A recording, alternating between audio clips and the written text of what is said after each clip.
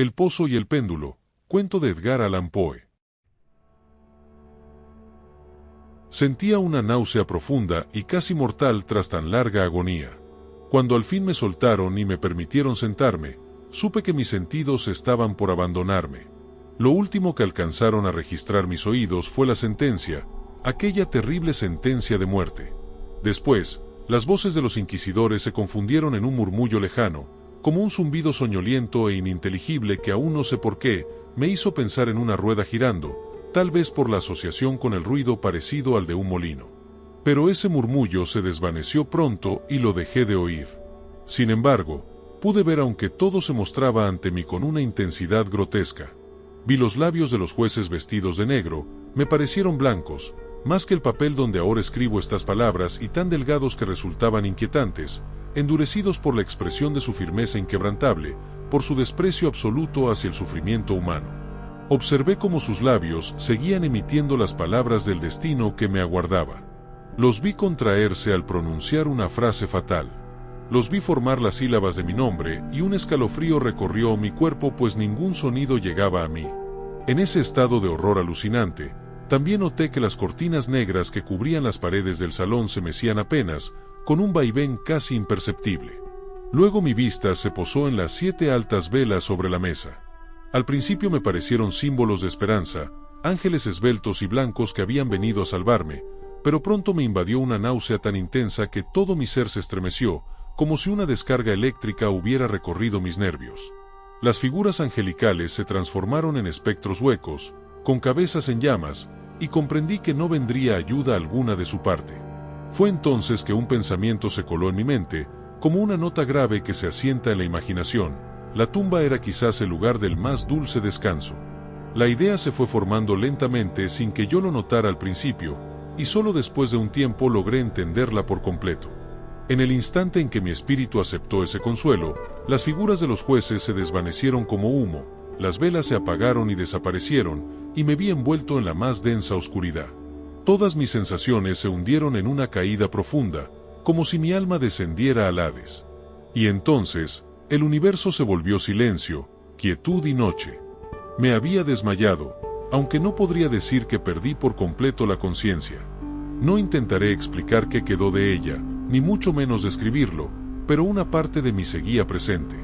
En el sueño más profundo, en la fiebre, en el desvanecimiento, incluso en la muerte, incluso dentro de la tumba misma algo queda. O bien, no existe tal cosa como la inmortalidad humana. Cuando despertamos del sueño más hondo, a veces sentimos que rompemos una frágil telaraña de sueños. Pero poco después, como si esa tela se deshiciera del todo, no recordamos haber soñado. Al volver a la vida tras un desmayo, pasamos por 2 etapas. Primero, sentimos que existe la mente, el alma, luego, que existe el cuerpo. Es posible que si lográramos retener las impresiones de ese primer instante, hallaríamos en ellas recuerdos del abismo que hay más allá. ¿Y qué es ese abismo? ¿Cómo distinguirlo al menos de la tumba? Pero aunque esas sensaciones no puedan recordarse a voluntad, ¿acaso no vuelven por sí solas tiempo después, como si surgieran de la nada?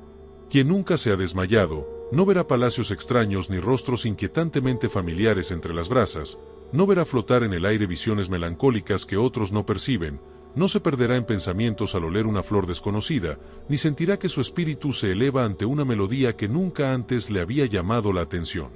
Entre repetidos esfuerzos por recordar y una lucha constante por atrapar algún rastro de aquel estado de aparente aniquilación en el que mi alma se había sumido, hubo instantes en que creí rozar la victoria, momentos breves y fugaces, en los que logré evocar imágenes que vistas luego con más claridad, solo podían pertenecer a ese extraño periodo de inconsciencia. Esos fragmentos de memoria me muestran como sombras borrosas, figuras altas que me alzaban y me llevaban en silencio, descendiendo sin fin, hasta que el vértigo me invadió solo con pensar en lo interminable de aquella bajada. También recuerdo el temor vago que sentía, un miedo nacido no del caos, sino de la inquietante serenidad que me envolvía. Luego vino una sensación de quietud absoluta, como si aquellos que me transportaban, ese siniestro cortejo, hubieran llegado más allá de lo que puede tener límite y se detuvieran a descansar tras haber cumplido su labor. Después, me llega el recuerdo de una humedad fría y un sabor desagradable, y luego todo es locura. La locura de una mente que tropieza con recuerdos prohibidos. De un momento a otro, el movimiento y el sonido regresaron a mi conciencia, el golpeteo acelerado de mi corazón, el retumbar de su ritmo en mis oídos. Siguió un instante confuso donde todo parecía disolverse. Luego otra vez sonido, movimiento, tacto, una sensación de cosquilleo recorriendo todo mi cuerpo. Y al fin, la simple conciencia de existir, sin pensamiento alguno, un estado que se prolongó mucho tiempo. De pronto un pensamiento irrumpió bruscamente, seguido por un escalofrío de espanto y un esfuerzo desesperado por comprender mi situación. Vino entonces un intenso deseo de volver a caer en la inconsciencia. Pero no, mi espíritu se reanimó con violencia y luché por moverme, hasta que finalmente lo logré. Entonces la memoria volvió con fuerza, el juicio, los jueces, las cortinas negras, la sentencia, la náusea, el desmayo y luego un vacío. Un hueco que el tiempo, con mucho esfuerzo, me permitió llenar apenas con vagos recuerdos. Hasta entonces no había abierto los ojos. Sentí que yacía de espaldas y que no estaba atado. Extendí la mano y cayó pesadamente sobre algo húmedo y duro. La dejé allí un instante mientras trataba de entender dónde me encontraba y qué había sido de mí. Deseaba abrir los ojos, pero me aterraba hacerlo. No por miedo a lo que pudiera ver, sino por el pavor aún mayor de no ver absolutamente nada. Finalmente, con el corazón oprimido por la angustia, reuní valor y abrí los ojos de golpe y mis peores temores se confirmaron. Me envolvía una oscuridad total como la de una noche eterna. Luché por respirar, aquella oscuridad pesaba sobre mí como si intentara sofocarme. El aire era denso, casi insoportable. Permanecí inmóvil intentando razonar. Pensé en el juicio, en la Inquisición, intentando reconstruir mi situación a partir de ahí. La sentencia había sido pronunciada y sentía que mucho tiempo había pasado desde entonces. Pero en ningún momento creí estar muerto. Esa idea, por más que la literatura la repita, no tiene cabida en quien de verdad está vivo. No, aún yo existía. Pero ¿dónde me hallaba? ¿Qué era ese lugar? Sabía que por costumbre, los condenados morían en el auto de fe y uno se había llevado a cabo la misma noche de mi juicio. Me habrían llevado de vuelta a mi celda a esperar el siguiente sacrificio que quizás no ocurriría hasta dentro de meses. Lo pensé, pero enseguida lo descarté. En ese momento se necesitaban víctimas con urgencia.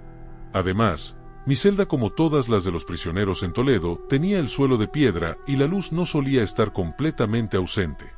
Una idea espantosa me atravesó la mente, tan violenta que hizo que la sangre se agolpara en mi corazón como una ola y por un instante perdí el sentido. Cuando volví en mí, temblando de pies a cabeza, me puse de pie y extendí los brazos en todas direcciones, como un ciego desesperado. No toqué nada, pero no me atrevía a dar un solo paso. Me aterraba pensar que una pared o la losa de una tumba pudiera interrumpir mi camino de repente. Sentía el sudor brotar de cada poro, y la frente me chorreaba con gotas heladas. Sin embargo, la incertidumbre terminó por ser más insoportable que el miedo. Avancé despacio con los brazos extendidos y los ojos abiertos de par en par tratando de captar, aunque fuera el más débil rastro de luz. Di unos cuantos pasos, pero todo seguía envuelto en la más absoluta oscuridad. Sin embargo, respiré con algo de alivio. Parecía claro que no estaba enterrado vivo, mi destino no era el más terrible de todos. Pero entonces, mientras me movía con torpeza en aquella negrura, comenzaron a resonar en mi memoria los muchos rumores sobre las cosas espantosas que se decían de los calabozos de Toledo. Historias que yo había tomado por exageraciones o leyendas y que ahora se me revelaban quizás más verdaderas de lo que me hubiera gustado admitir. Se hablaba de torturas tan monstruosas que solo podían mencionarse en voz baja o no decirse en absoluto. ¿Me dejarían morir de hambre en ese subterráneo eterno? ¿O me esperaba algo peor? Conocía demasiado bien el carácter de mis jueces como para esperar compasión. La muerte era segura, aunque no la muerte simple, sino una muerte cuidadosamente calculada para provocar la mayor angustia posible. Y lo único que me enloquecía era no saber cuándo ni cómo llegaría. Mis manos aún extendidas, toparon al fin con un obstáculo. Era un muro probablemente de piedra, liso, húmedo y frío al tacto. Decidí seguirlo avanzando poco a poco, con una cautela nacida de todo lo que había escuchado sobre los engañosos calabozos de la Inquisición. Pero pronto advertí que no podría saber si había completado el círculo o no, ya que todo era uniforme y sin señales distinguibles. Pensé entonces en el cuchillo que llevaba conmigo cuando fui llevado al juicio, pero ya no estaba. Y tampoco llevaba mis ropas. Me habían vestido con una túnica tosca y de tela burda. Tenía la idea de marcar una junta entre las piedras con el cuchillo para identificar el punto de partida, pero ese plan ya no servía. Se me ocurrió otra cosa. Arranqué un pedazo del dobladillo de mi sayo y lo coloqué bien estirado en ángulo recto con la pared. Si lograba recorrer todo el contorno de la celda, tarde o temprano toparía con ese jirón y así sabría que había cerrado el circuito. Al menos eso creí, porque no había considerado ni el tamaño del calabozo, ni mi propio estado de debilidad. El suelo era resbaladizo, húmedo, inestable. Avancé a tientas, tropezando con frecuencia, hasta que en un momento perdí el equilibrio y caí pesadamente al suelo. El cansancio era tan grande que no intenté levantarme. Permanecí allí tendido y al poco tiempo el sueño me venció. Cuando desperté, estiré el brazo y para mi sorpresa, hallé junto a mí un pedazo de pan y un cántaro de agua. Estaba tan exhausto que apenas tuve fuerzas para preguntarme cómo habían llegado allí. Comí y bebí con ansia, como si ese alimento hubiera sido mi única certeza en un mundo de sombras. Al cabo de un rato, decidí retomar la exploración del calabozo, siguiendo con mucho esfuerzo la ruta que había comenzado antes de caer rendido. Finalmente, después de un fatigoso rodeo, mis dedos tocaron el jirón de estameña que había dejado como marca. Hasta el momento de caer, había contado 52 pasos, y ahora, desde que me levanté hasta reencontrarlo, conté 48 más. En total había avanzado 100 pasos. Suponiendo que cada 2 pasos cubrían 1 metro de distancia, eso hacía un circuito de unos 50 metros. Sin embargo, no lograba hacerme una idea clara de la forma del calabozo. Había encontrado numerosos ángulos en la pared, lo que indicaba que no era circular ni cuadrado, sino irregular, o más bien, como prefería pensarlo lo más oscuro de mi mente, una auténtica cripta. Poco sentido tenían esas averiguaciones. No esperaba encontrar una salida, pero una especie de curiosidad vaga y casi enfermiza me impulsaba a seguir investigando. Esta vez decidí dejar la pared y avanzar en línea recta, cruzando el calabozo de lado a lado. El suelo parecía sólido, aunque seguía tan resbaladizo como antes, cubierto de limo y humedad. Comencé con suma cautela, pero poco a poco me atreví a caminar con paso más firme, cuidando de avanzar en línea recta. Di unos 10 o 12 pasos, cuando de pronto, el trozo rasgado de la túnica se enredó entre mis piernas. Tropecé y caí pesadamente de cara. Al principio, la confusión de la caída me impidió notar un detalle extraño. Pero pocos segundos después, aún tendido boca abajo, algo me inquietó. Noté que tenía el mentón apoyado en el suelo, pero mis labios y la parte superior de la cara no tocaban nada. Era como si se extendieran sobre el vacío. Sentí en la frente un vapor espeso y pegajoso, y un olor húmedo acre, como a hongos podridos, llenándome por completo las narices. Colmado de presentimiento, estiré con cuidado un brazo, y un escalofrío me recorrió el cuerpo. Me había detenido justo al borde de un pozo circular. No podía ver el fondo, ni siquiera adivinar su profundidad. Tanteando la orilla de piedra, logré desprender un pequeño fragmento y lo lancé al abismo. Durante varios segundos escuché cómo rebotaba al caer golpeando las paredes, y al fin, un chapoteo lejano en el agua. Luego, como si la propia oscuridad respondiera, llegaron ecos profundos y sonoros desde las entrañas de la tierra. En ese mismo momento, escuché algo más. Un sonido súbito, como una puerta que se abre y se cierra bruscamente en las alturas. Y enseguida, un débil rayo de luz cruzó fugazmente la oscuridad, tan rápido como vino, se desvaneció. Fue entonces cuando lo comprendí todo. Ese pozo había sido preparado como mi tumba. Bastaba con un solo paso más y el mundo no habría vuelto a saber de mí. Me estremecí al pensar cuán cerca había estado del final. Aquella muerte, absurda, escondida, sigilosa, era exactamente la que yo había creído imposible. Pero ahora la tenía ante mí. Era real. Era el destino que me aguardaba. Comprendí entonces que los rumores eran ciertos. A las víctimas de la Inquisición les esperaban 2 clases de muerte, una, de espanto físico, de dolor insoportable, la otra, todavía más cruel, era la muerte moral, lenta, calculada, llena de incertidumbre y terror. Yo había sido elegido para esta última. Y era el candidato perfecto. Mis nervios ya rotos por el sufrimiento, estaban tan sensibles que el sonido de mi propia voz bastaba para hacerme temblar. Era exactamente el estado mental que deseaban provocar antes de la tortura final. Temblando de pies a cabeza, me arrastré de nuevo hasta tocar la pared, decidido a morir allí antes que arriesgarme otra vez a los horrores de los pozos, pues mi mente imaginaba más de uno, repartidos en distintos puntos de la celda. Si mi ánimo hubiera sido otro, tal vez habría encontrado el valor de poner fin a mi miseria lanzándome a uno de esos abismos. Pero me había convertido en el más cobarde de los hombres. Además, no podía apartar de mi memoria lo que había leído sobre esos pozos, que estaban diseñados con tal crueldad que impedían una muerte rápida. La angustia que sentía me mantuvo despierto por mucho tiempo, hasta que al fin el sueño me venció.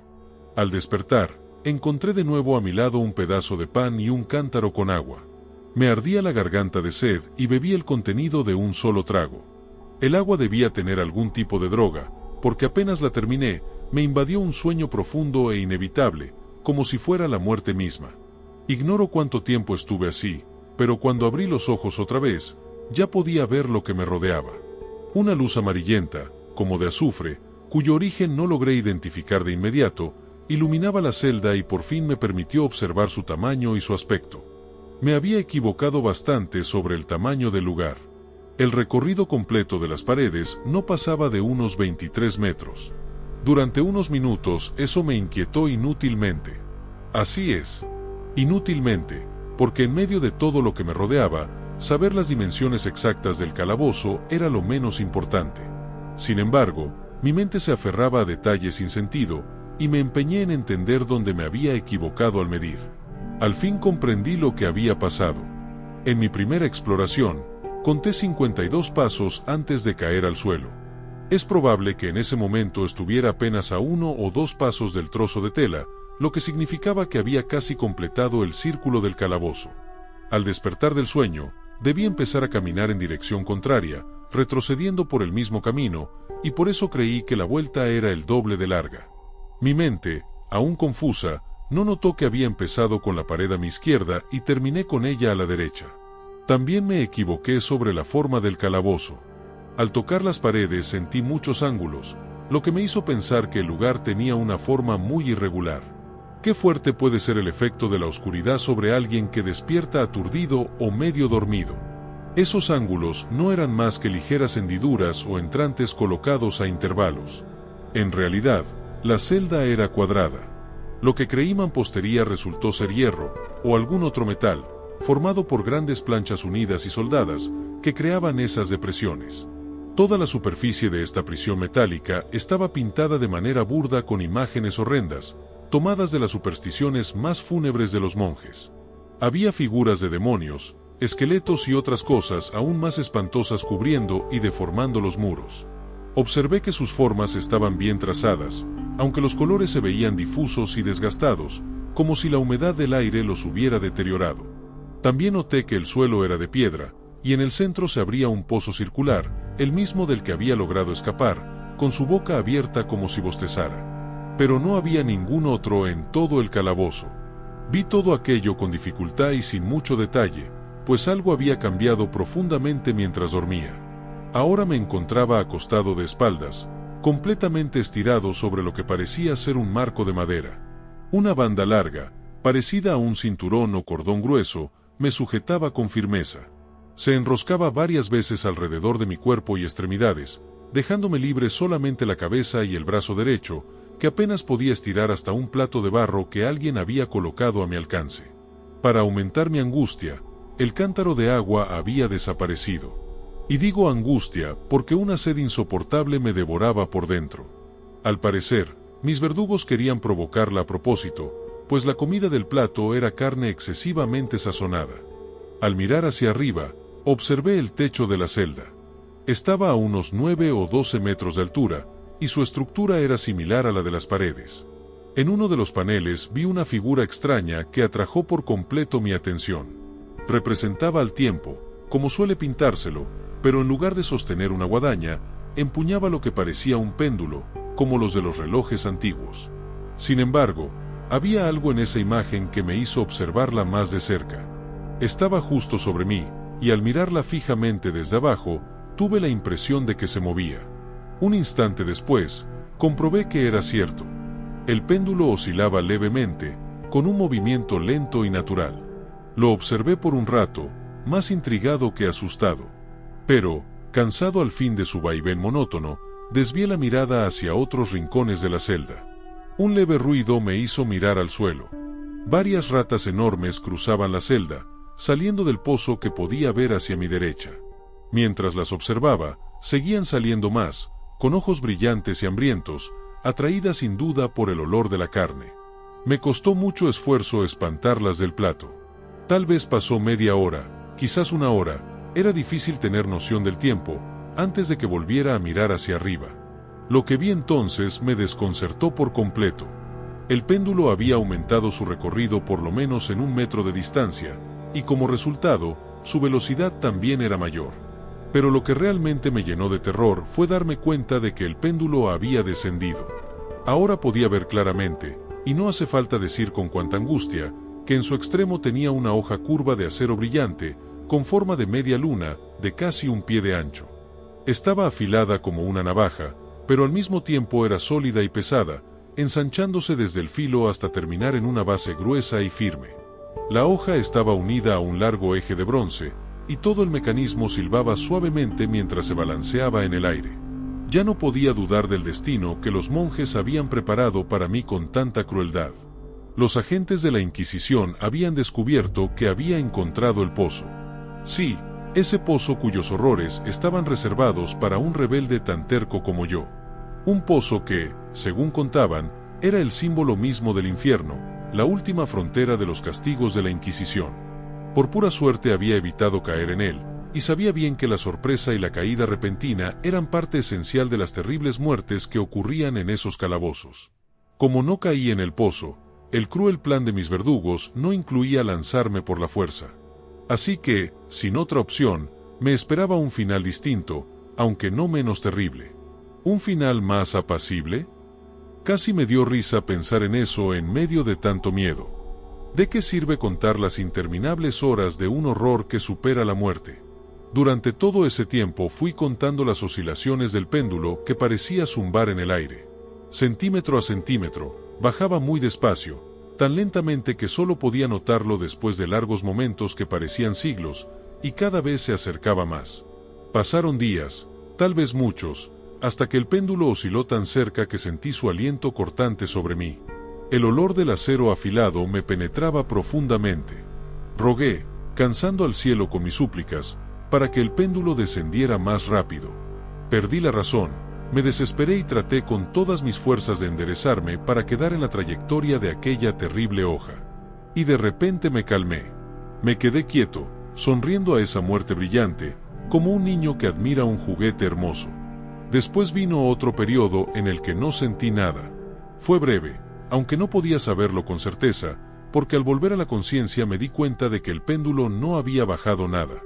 Podría haber estado detenido mucho tiempo, ya que esos demonios sabían que estaba desmayado y podían controlar el péndulo a su antojo.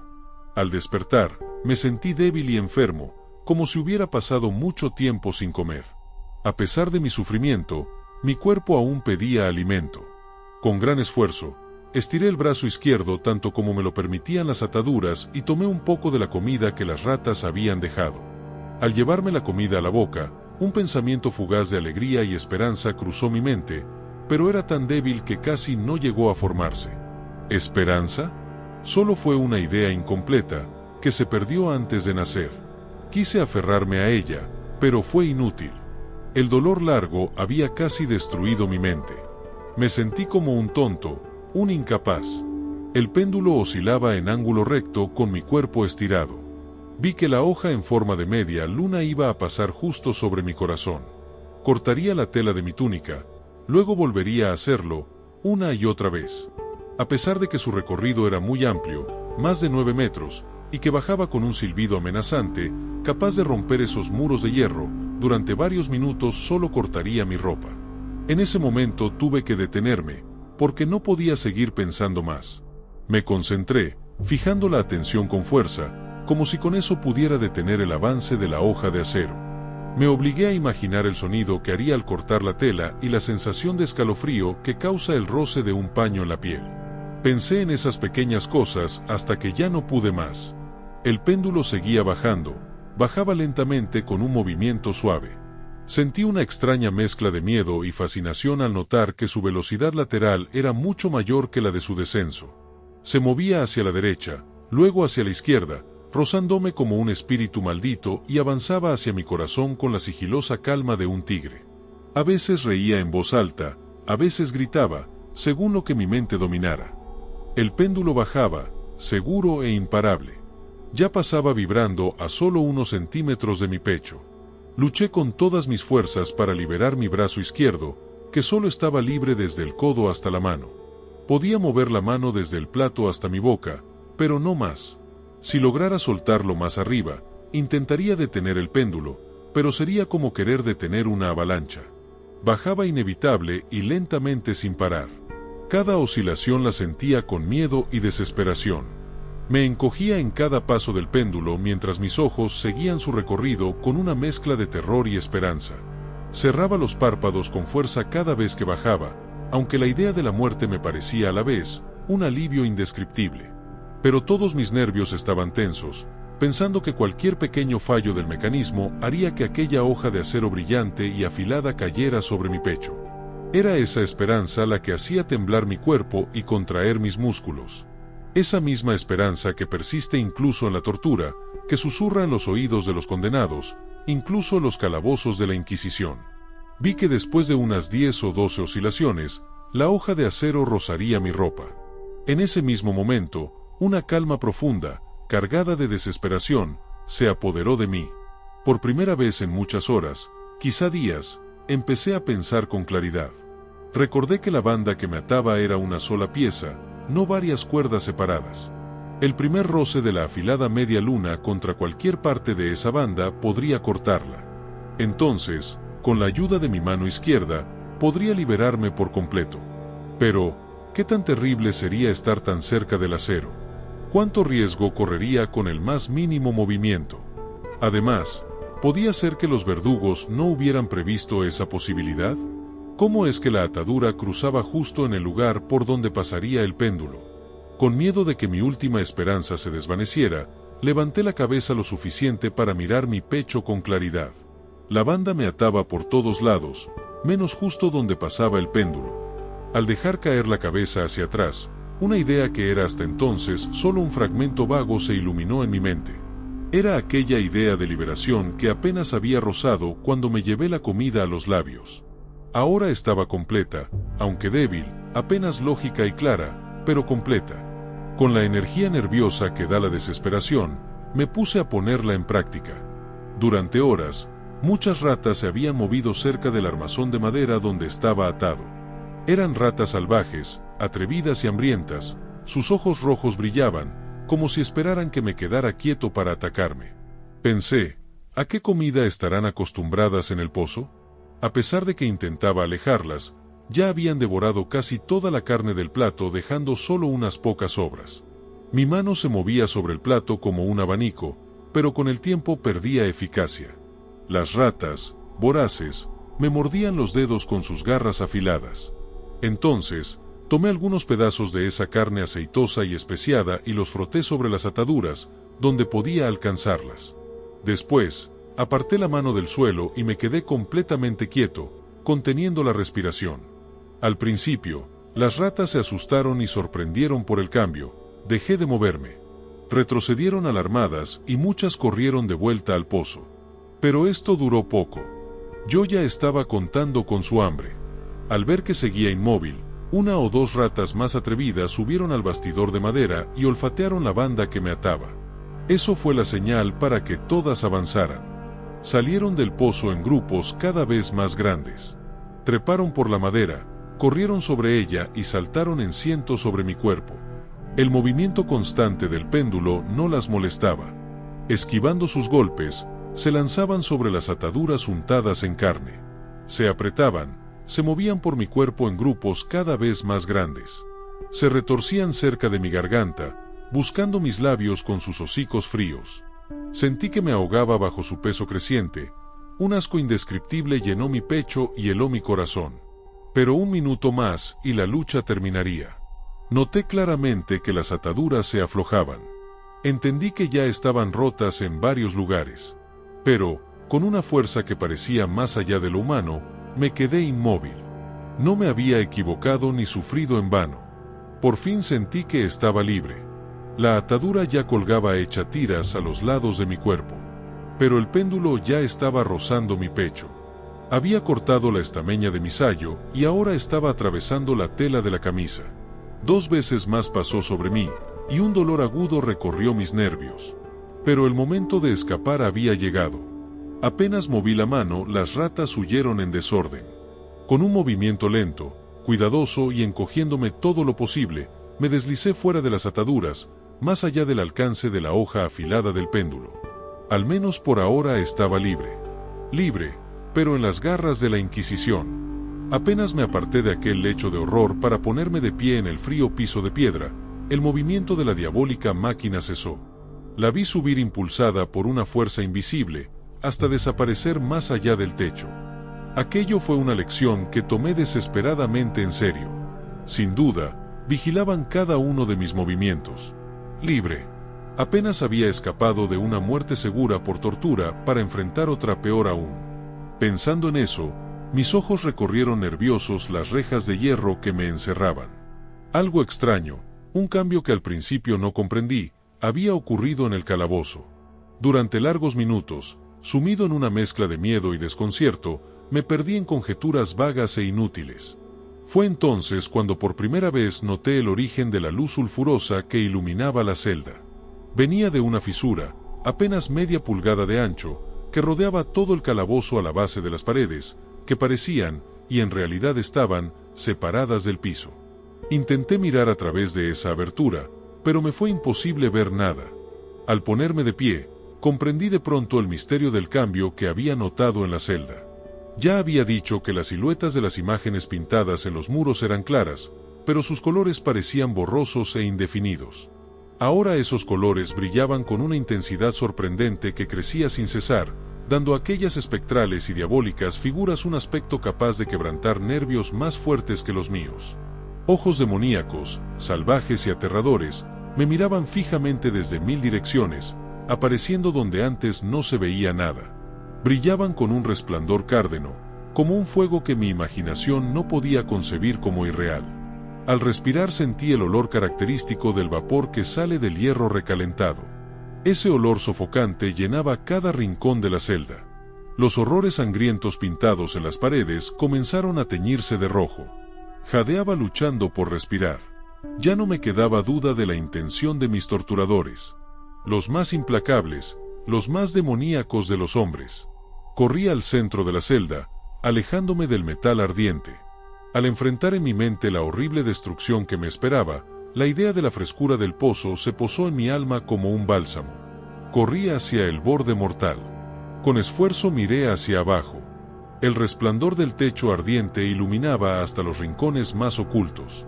Sin embargo, por un instante terrible, mi espíritu se negó a comprender lo que veía. Pero al final, el sentido se abrió paso, avanzó lentamente hasta mi alma, hasta arder y consumirse en mi estremecida razón. ¿Cómo podría expresarlo? ¿Cómo buscaría palabras para algo espantoso? Con un grito, salté hacia atrás y hundí la cara en mis manos sollozando amargamente. El calor crecía rápidamente y, temblando como en un ataque de fiebre, levanté otra vez la vista. Un segundo cambio había ocurrido en la celda, y esta vez afectaba la forma que mis ojos veían. Como la primera vez, traté de entenderlo de inmediato, pero mis dudas no duraron mucho. La venganza de la Inquisición se aceleraba después de mi doble escape, y el Rey de los Espantos no iba a perder más tiempo. Hasta entonces, mi celda había sido cuadrada. De pronto, 2 de sus ángulos de hierro se volvieron agudos y los otros 2 obtusos. La horrible transformación se acentuaba con un profundo y quejumbroso resonar. En un instante el calabozo cambió en un rombo. Pero el cambio no se detuvo allí, ni yo esperaba que lo hiciera.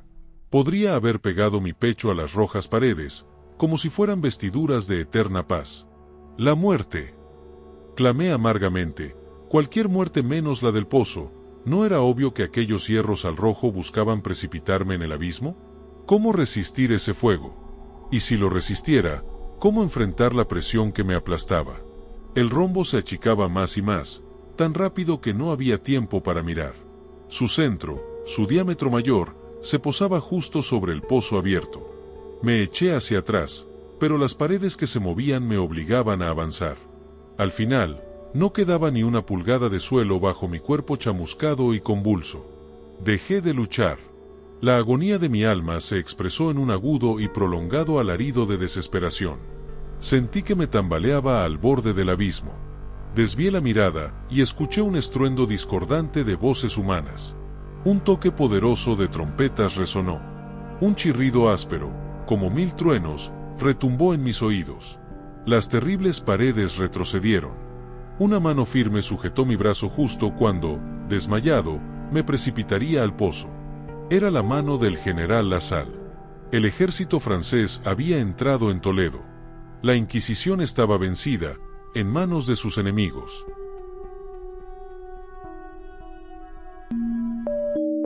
Si te gustó el audiolibro, dale like, suscríbete y compártelo. Se vienen más historias increíbles. No te las pierdas. Gracias por escuchar. Revisa los demás cuentos y audiolibros del canal. Aquí te dejo algunas recomendaciones. Te van a encantar.